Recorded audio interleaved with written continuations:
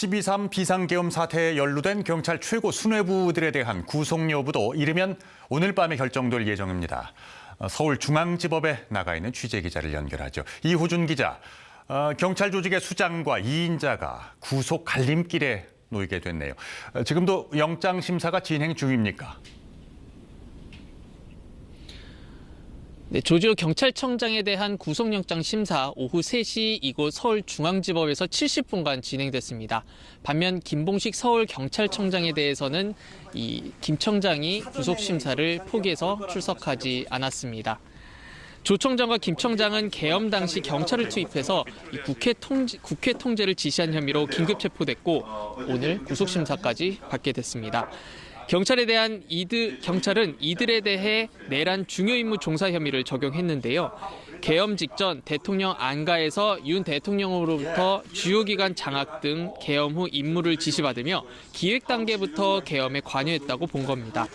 이에 대해 조지호 청장 변호인은 주요 인물 체포를 위한 위치 정보 전달 거부했고 또 국회에 담을 넘고 있는 국회의원들을 크게 제재하지 않아서 부당한 지시에 가담하지 않았다고 주장했습니다.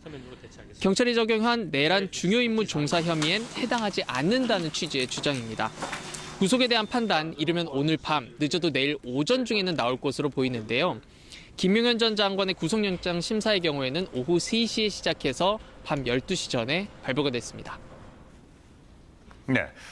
그리고 계엄이 선포된 이후에도 윤석열 대통령이 경찰청장에게 직접 전화를 한 정황이 있다고요. 네, 그렇습니다. 계엄 선포 직후 윤석열 대통령은 조지호 청장과 이 비화폰을 사용해서 6차례 통화한 게 확인이 됐습니다.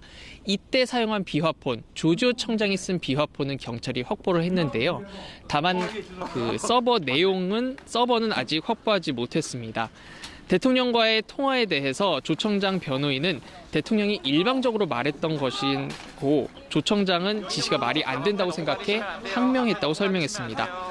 영장 심사 이후 조 청장의 변호인이 한 말 직접 들어보시죠.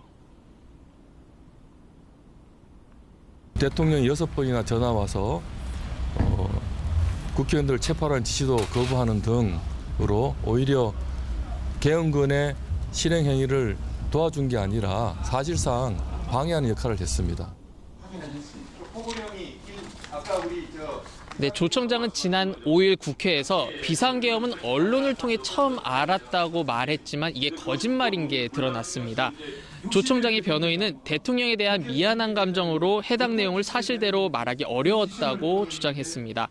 또 계엄 선포 직후 조 청장은 여인영 방첩사령관으로부터 주요 인사들에 대한 위치 추적 요구를 받았는데 이 명단엔 이재명 대표의 위증교사 의혹 사건에 대해 무죄를 선고한 1심 선고 재판장도 있었다고 조 청장 변호인은 설명했습니다. 지금까지 서울중앙지법에서 KBS 뉴스 이호준입니다.